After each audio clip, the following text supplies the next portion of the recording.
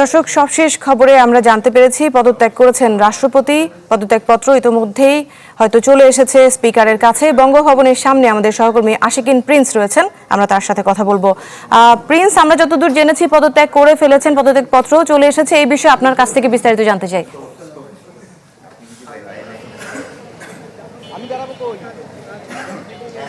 দৃষ্টি, আমরা জানতে পেরেছি যে কিছুক্ষণ আগে মোহাম্মদ শাহাবুদ্দিন, যিনি রাষ্ট্রপতি ছিলেন, তার যে পদত্যাগপত্র সেটি সংসদ সচিবালয়ে পৌঁছেছে এবং সেটি স্পিকার গ্রহণ করেছেন বলে আমরা জানতে পেরেছি। অর্থাৎ বাংলাদেশের 22তম প্রেসিডেন্ট যিনি ছিলেন মোহাম্মদ শাহাবুদ্দিন, তিনি তার পদ থেকে পদত্যাগ করেছেন।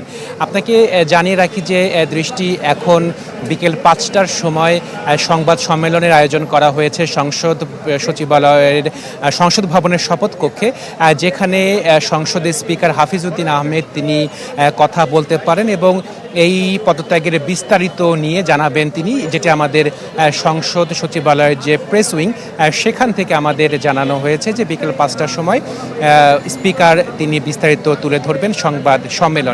আপনাকে জানিয়ে রাখি যে সংবিধান যেটি রয়েছে, বাংলাদেশের বিদ্যমান যে সংবিধান রয়েছে, সেই সংবিধান অনুযায়ী এখন রাষ্ট্রপতির দায়িত্ব পালন করবেন জাতীয় সংসদের স্পিকার হাফিজউদ্দিন আহমেদ, এবং যতক্ষণ পর্যন্ত না পরবর্তী রাষ্ট্রপতি নির্বাচিত হচ্ছেন ততদিন পর্যন্ত জাতীয় সংসদের স্পিকার হাফিজউদ্দিন আহমেদ তিনি রাষ্ট্রপতির দায়িত্ব পালন করবেন।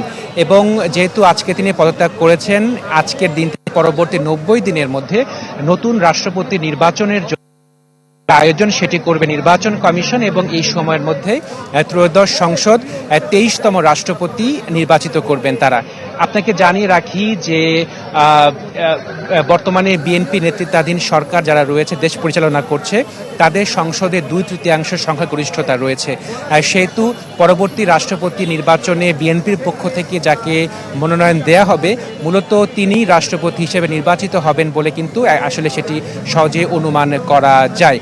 এবং আপনাকে জানিয়ে রাখি যে 2023 সালের এপ্রিলে দেশের 22তম প্রেসিডেন্ট হিসেবে দায়িত্ব নিয়েছিলেন মোহাম্মদ শাহাবুদ্দিন, এবং তার মেয়াদ ছিল 5 বছর, এবং তার মেয়াদ শেষ হবার কথা 2028 সালের এপ্রিলে, যদিও এর মধ্যেই তিনি পদত্যাগ করেছেন। আপনাকে জানিয়ে রাখি যে এই সময় যে তিনি দায়িত্ব পালন করলেন, এই সময়টিতে বাংলাদেশে গুরুত্বপূর্ণ কিছু ঘটনা ঘটে গেছে। এর মধ্যে গণ অভ্যুত্থান হয়েছে, আওয়ামী লীগ সরকারের পতন হয়েছে, পরবর্তীতে অন্তর্বর্তী সরকার তারাও ক্ষমতায় এসেছে এবং ক্ষমতায় এসে তারা দেশ পরিচালনা করেছে, এবং পরবর্তীতে ত্রয়োদশ জাতীয় সংসদ নির্বাচন তারা আয়োজন করেছিল, এবং সেই নির্বাচনে বিএনপি 2/3 সংখ্যাগরিষ্ঠতা আসন পায় এবং তারা এখন দেশ পরিচালনা করছে। আপনাকে জানিয়ে রাখি যে বাংলাদেশের ইতিহাসে মোহাম্মদ শাহাবুদ্দিনই একমাত্র রাষ্ট্রপতি যিনি অল্প সময়ের ব্যবধানে পরপর 3টি সরকার প্রধানের শপথ বাক্য পাঠ করিয়েছেন তিনি। তো এখন প্রশ্ন আসে যে মোহাম্মদ শাহাবুদ্দিন তিনি বঙ্গভবন ছাড়বেন কি না, কখন ছাড়বেন।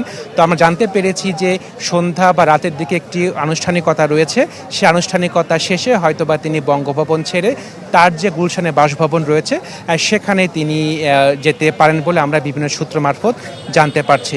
তো এখন পর্যন্ত সর্বশেষ তথ্য, দেশের 22তম প্রেসিডেন্ট হিসেবে যিনি দায়িত্ব পালন করছিলেন মোহাম্মদ শাহাবুদ্দিন, তিনি রাষ্ট্রপতির পদ থেকে পদত্যাগ করেছেন, এবং রাষ্ট্রপতি হবার আগে মোহাম্মদ শাহাবুদ্দিন তিনি দুর্নীতি দমন কমিশনের সদস্য ছিলেন এবং তিনি সেখানে দায়িত্ব পালন করেছেন। এর আগে তিনি সরকারের বিভিন্ন দায়িত্ব তিনি পালন করেছেন। তিনি একজন আমলা ছিলেন, পরবর্তীতে তাকে রাষ্ট্রপতি হিসেবে রাষ্ট্রপতি হিসেবে মনোনয়ন দেয় আওয়ামী লীগ সরকার, পরবর্তীতে সংসদ তাকে নির্বাচিত করেছিল। এখন সবার দৃষ্টি আসলে দেশের 23তম প্রেসিডেন্ট কে হবেন সেদিকে সবার দৃষ্টি রয়েছে। বিএনপি যাকে মনোনয়ন দিবেন সংসদে মূলত তিনি নির্বাচিত হবেন, যেহেতু বিএনপির 2/3 সংখ্যাগরিষ্ঠতা রয়েছে। দৃষ্টি হচ্ছে সর্বশেষ তথ্য আমার কাছে। জি প্রিন্স, ধন্যবাদ আপনাকে আমাদের সাথে যুক্ত হওয়ার জন্য। আমরা একটু সংসদ ভবনে রয়েছেন সাদ বিন শফিক, একটু সাদের সাথে কথা বলতে চাই। সাদ, ইতিমধ্যেই আমরা জেনেছি যে রাষ্ট্রপতি পদত্যাগ করেছেন এবং সংসদে একটি সংবাদ সম্মেলনও হওয়ার কথা রয়েছে। এই পরিপ্রেক্ষিতে কোনো তথ্য নতুন করে কিছু রয়েছে কিনা আপনার কাছে একটু বিস্তারিত বলবেন।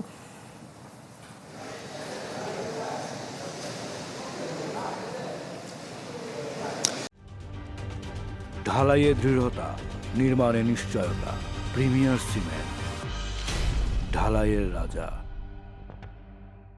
দৃষ্টি নতুন তথ্য আসলে এতটুকুই যে যেই জল্পনা কল্পনা ছিল পদত্যাগপত্র কখন সংসদ ভবনে এসে পৌঁছাবে এবং আদৌ পদত্যাগ হচ্ছে কিনা যে ঘটনা প্রবাহ ছিল তার সে প্রেক্ষিতে আসলে নতুন তথ্য এতটুকুই যে তার পদত্যাগপত্র এখান থেকে কিছুক্ষণ আগে সংসদ ভবনে এসে পৌঁছেছে, আনুষ্ঠানিকভাবে সংসদ সচিবালয়ের পক্ষ থেকে নিশ্চিত করা হয়েছে। এবং 5টার সময় যে সংবাদ সম্মেলনটির কথা বলছিলেন সেই সংবাদ সম্মেলনে আসলে সার্বিকভাবে পুরো প্রক্রিয়াটি কীভাবে সম্পন্ন হলো এবং পরবর্তী যে ধাপগুলো আপনারা জানেন সেই ধাপগুলো সম্পর্কে নিশ্চয়ই অবহিত করা হবে।